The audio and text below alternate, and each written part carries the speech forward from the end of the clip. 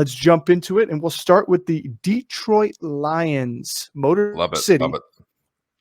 9-8 last year. Vegas has their win odds at 9.5, so they obviously like this team from last year, and they like them moving forward. Big thing is Jared Goff at the helm had a fantastic season, finished off at QB 10, 4,400 yards, 29 touchdowns. I think he could have had a couple more touchdowns too. Obviously, 17 of the team's 17 touchdowns went to one running back alone on the goal line. So I think Jared Goff could have done some himself. But the crazy stat to me about Jared Goff is the last 6 weeks of the season, he had 4 weeks inside the top 7. He had a QB4 finish, QB4 finish, QB2 finish, and a QB7 finish. Yeah, that's exactly why. That's exactly See that why. there? So that being Thank you, said, Jared Goff. Brought to you by that being Jared. said, I went to Jared. All right. He went to Jared. I went to Jared. Jared Goff is still, the fact that he is going 115th overall QB 17 is surprising to me because he did it last year. I think he could do it again this year. I think he's quietly a sneaky late round QB sleeper pick. So if you want to fade QB, he's your target to go for in a little bit later rounds because he's going to give you a good floor with obviously you saw a great ceiling in the last 6 weeks and helped Chris win a championship last year. So is Jared Goff somebody that you have on your radar? I know last year you went for Jalen Hurts, but in the past you have faded quarterback quite a couple times. Is this a guy that you would be fading quarterback and looking to grab? Well, let me say, if I were to fade quarterback this season, Jared Goff would be a priority add for me. We've talked about it before where I believe in if I'm not going to get one of the top end quarterbacks or a real mobile quarterback that has a lot of upside, what I'm going to do is go and grab 2 of the mid-tier guys, and I'm going to rotate and play them based on matchup. I think Jared Goff is one of those guys. He's high on my priority. You got to love this offense, and that's what I love most about him is they had a top 5 offense last year in terms of passing yards, in terms of scoring. Their defense just their record was a lot better last year with 9-8, but the defense still has a long way to go, and they're going to be having to shoot out against most people. We've seen probably the most electric football game of all time. Jared Goff was involved in a shootout with Kansas City. It's still one of the most fun games I've ever watched. It was fantastic. I mean, maybe the playoff game between the Bills and the Chiefs is up there. But that, we've seen Jared Goff be able to spread the ball out. And I really like his weapons this year. I think that not only do you have a receiving back in Jahmyr Gibbs, but they have Amon Ra St. Brown. They brought back Marvin Jones, Denzel Mims they traded for, who I think is going to be a sneaky guy that you can reach on. You probably pick off waivers. No one's going to draft him.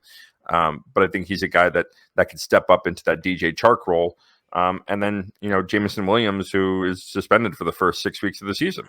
And then you add on the rookie Sam Laporta as well as a pass-catching tight end. They got a lot of weapons there in the receiving game. So Goff is absolutely someone I would, if I'm going 0 quarterback strategy, and I'm not going to draft one till late, he's priority. I would draft him over Derek Carr. He's going over Derek Carr. He's going over Jimmy G right now. Well, here's my question. I'll tell you who's going around. I'll tell you who's going. Yeah, he's going over all those guys right now. Yeah. So he's ADP 115 overall. So the people that are before him, because that's a 10 position difference between him and Russ Wilson. Yeah. So if you're saying you're going to try and get 2 guys late, are you going to get him as your number 1, and then you're going to get someone like Derek Carr, Jimmy G, CJ Stroud, Kyler Murray, one of those guys later, or are you going to try and go for somebody like Tua, who you're probably getting around earlier, or Dak, and then going with someone like Jared Goff here? Because the problem with those middle round guys is Aaron Rodgers is 112, Kirk Cousins 106, 108 Daniel Jones, 113 Geno Smith, 110 Anthony Richardson, and 115 Jared Goff. They're all in the same round pretty much. So your odds of getting to those guys you have to get lucky on a turn and go back to back. Otherwise, you're not pairing that middle of the meat pack there. Yeah, I'm gonna throw the ADP out the window on this because you're gonna assume that 7 teams already have a quarterback that they drafted, so they're not gonna go and get one these guys. So yeah, you could go back-to-back rounds and get 2 of these guys. I would take Tua over him. I would take Geno over him. What about Rodgers, Cousins, Daniel Jones? Rodgers, Cousins, I would take over him. Daniel Jones, I would not. Okay. So I would have Jared Goff over Daniel Jones. Daniel Jones has the upside of running, but I really like the offense. Again, he's not going to go and kill it for you. Like, he's not going to throw up monster numbers, but he did. He's going to be consistent. I mean, he did in the final 6 weeks. It was a slow start to the season, but he ended up doing it. So that being said, there's also been some changes, as you mentioned, a couple of the weapons. There's some new faces in here, and a lot of them both happen to be at running back. So you have David Montgomery and Jahmyr Gibbs here running the ball for them. You have David Montgomery assuming, as we all are assuming, the Williams role. The Jamal Williams role, which is going to be your early down, short yardage back, goal line back, a career under 4 yards per carry rusher. He had 3.9 yards per carry last year. Obviously, he played for Chicago for the past 3 seasons. A tough place for him to run at all in. Assuming that Williams role, you're going to want a guy who's going to get goal line opportunities. That being said, Jahmyr Gibbs is the spark here. Like, he's the one who's going to have a lot more electric plays, a lot of big ability. But before I divert from David Montgomery, we got to remember that this guy's great at breaking tackles and getting people to miss tackles. He's one of the top year after year for his first 3 seasons for broken tackles. But that's purely for the simple fact that he's in Chicago. He's getting hit at the line or behind the line of scrimmage each time. But that being said, he's elusive with that. So you get him in a good line, which Detroit's going to be one of the top lines in the league this year. Do you want a piece of that running back room? And I think David Montgomery is the one you're going to get at a value, pretty much at a sale. And he has a chance to get 8 to 10 touchdowns. And I don't see 17 like Jamal Williams had last year, but if he gets you 8 touchdowns as your RB2, I mean, that's exact numbers you're looking for. 808, even as a flex position, you could get him so late. Yeah, you would draft him as a flex position or in like a 0 running back strategy where he's going to be the second, like he'll be your RB2 in a 0 running back strategy. Exactly. And I think he's going to be just fine there. Yeah. I want a piece of David Montgomery. Jahmyr Gibbs obviously has way more upside, I think, than Montgomery does. But I said this from when, the draft happened and really early on in our videos. I said that David Montgomery is going to be the guy there. And I still think that. I still think Jahmyr Gibbs, I think a lot of people put a lot of weight on rookies when they come into the league, and especially with Jahmyr Gibbs and his comps to Alvin Kamara and what he can do there. And listen, like if there's established veterans there, it's really, really hard for rookies to come in and just be like, I'm going to take 80% of the touches. So Jahmyr Gibbs is not going to get 80% of the touches. If anything, he's going to get a 50-50 split in the backfield. And like you said, he's not going to get the goal line. David Montgomery's going to get the goal line work there. And yeah, I want the goal line because this is an explosive offense. So I want the goal line guy that's going to get in the touch. Last year we saw with DeAndre Swift and Jamal Williams, who was the guy to own there? Jamal Williams was, not DeAndre Swift. And it doesn't mean DeAndre Swift had a bad season, but we like this offense for a reason. And I talked about it last year. Like, I like the running back position there. And I was more on Swift than I was Jamal Williams. And who knew that he was going to have a 17 touchdown season, but he also ran for 1,000 yards. Right. And so, that was all in due part for Swift and his injuries, because I was a high on Swift too. I think Swift had an opportunity.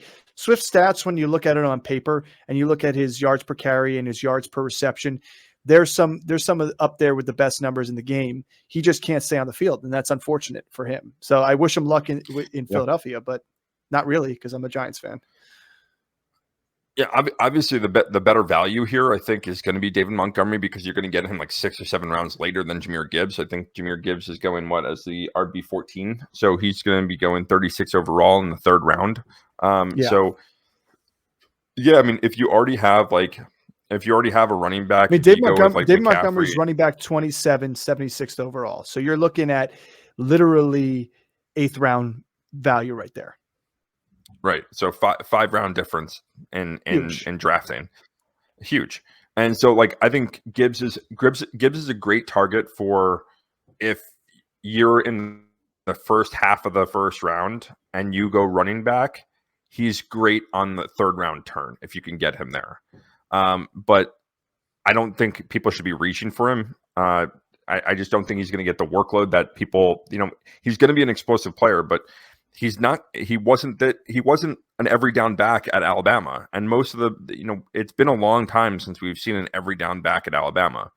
And so him coming into the league and just commanding all the touches, I don't see it happening, especially with David Montgomery. They're like, yeah, knock on David Montgomery all you want on his stats, but he was in Chicago, like you said. He was getting hit behind the line of scrimmage. The offense was anemic, and he wasn't getting the touches because they weren't in games, and so they had to throw the ball in second halves of games. Like their defense wasn't very good. They were in rebuilding for the last 3-4 years.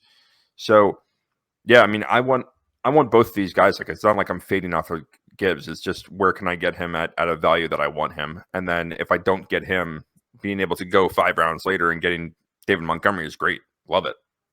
Yeah, so Jahmyr Gibbs, 36 overall, 14 RB14.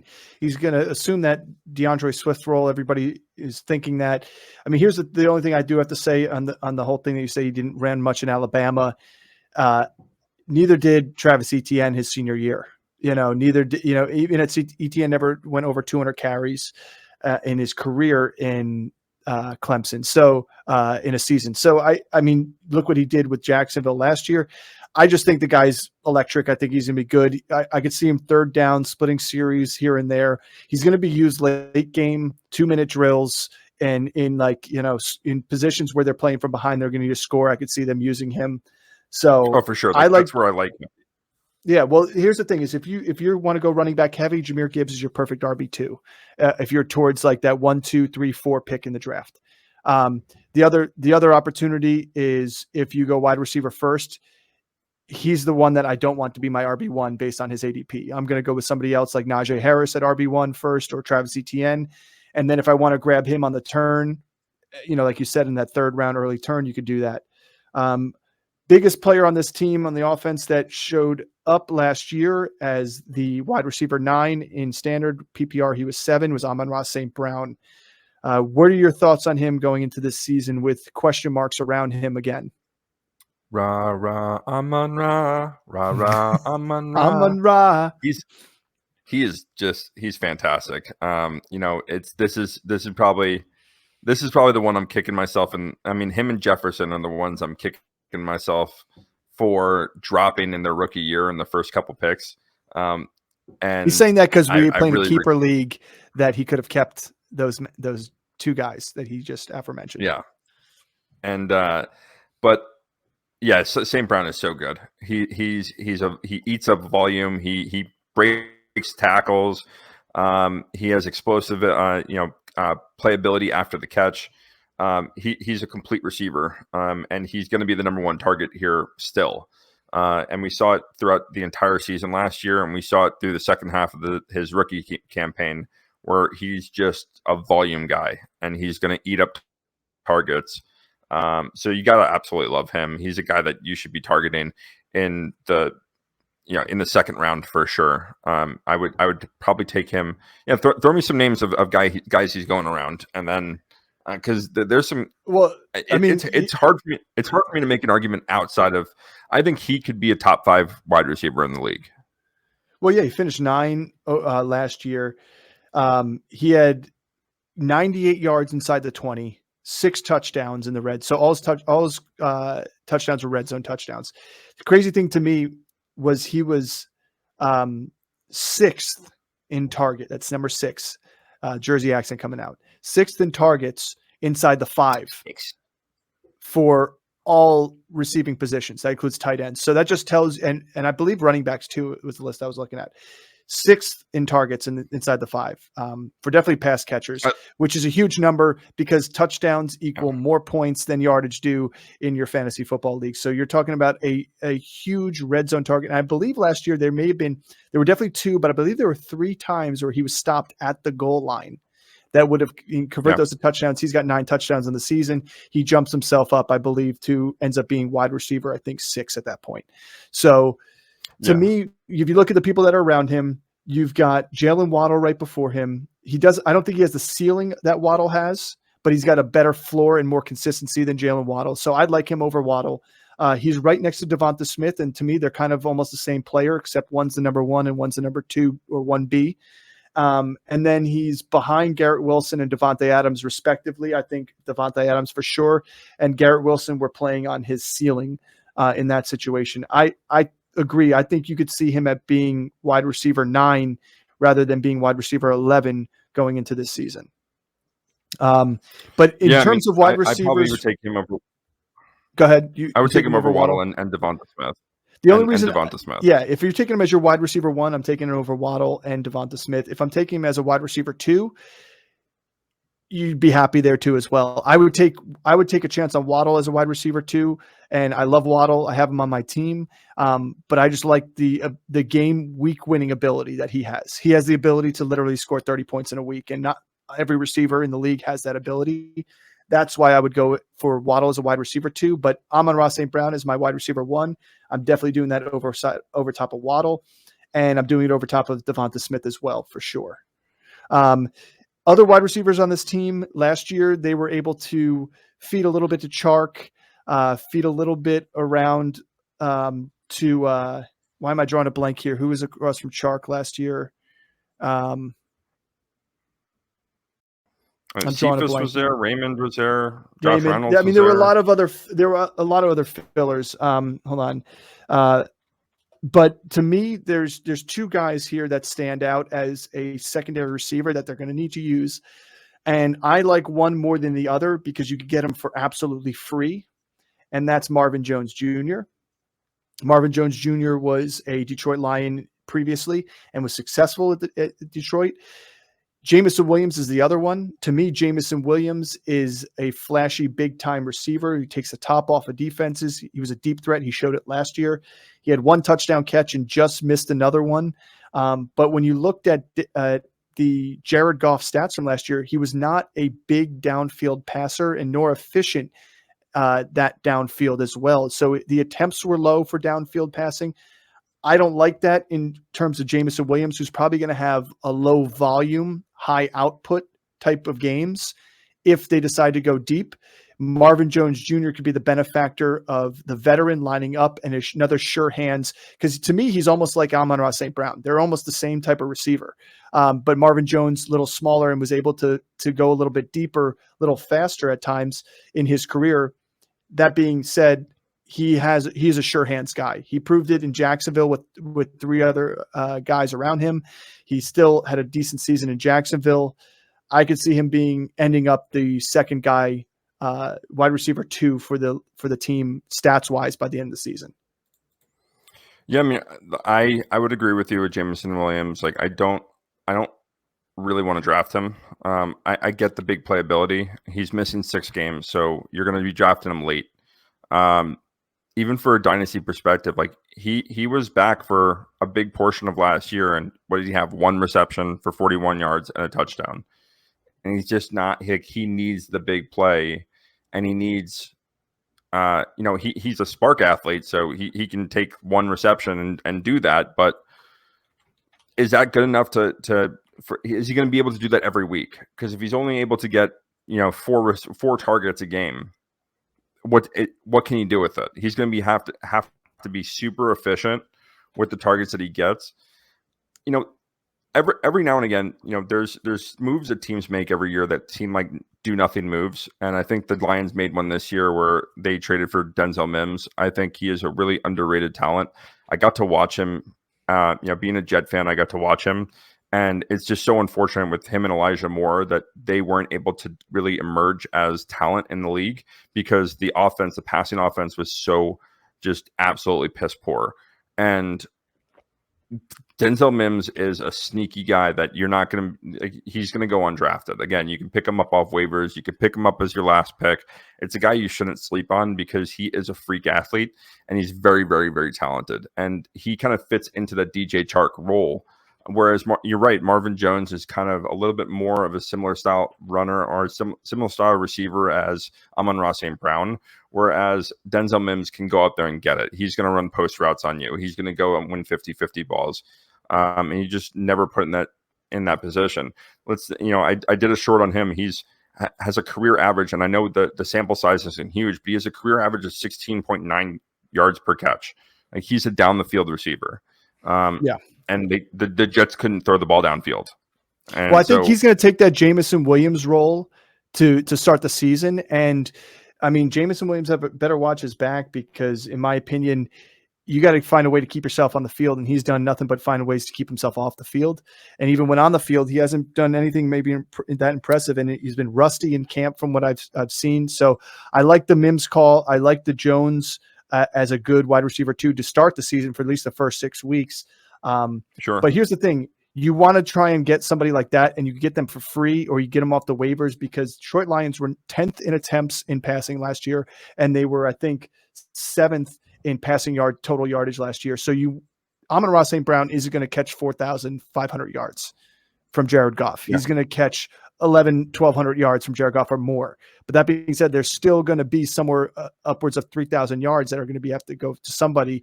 And you got Jahmyr Gibbs and who else? So that brings up Sam Laporta. And to me, Sam Laporta is the last piece we'll talk about before we move on to our next team. And he is going to be a free pick. I mean, he's flying up the boards because people have said he's looked good in camp.